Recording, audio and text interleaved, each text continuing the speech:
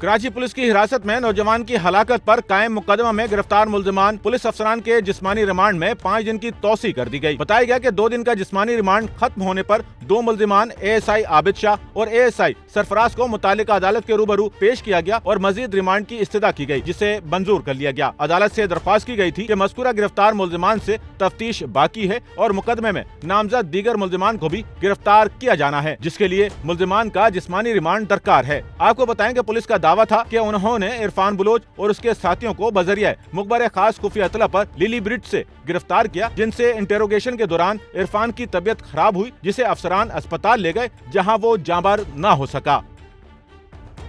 Sachal news network की videos में खुश आमदेद। नाजरीन, वीडियो से मुतालिक अपनी कीमती राय का इजहार कमेंट बॉक्स में ज़रूर करें और चैनल को सब्सक्राइब करें।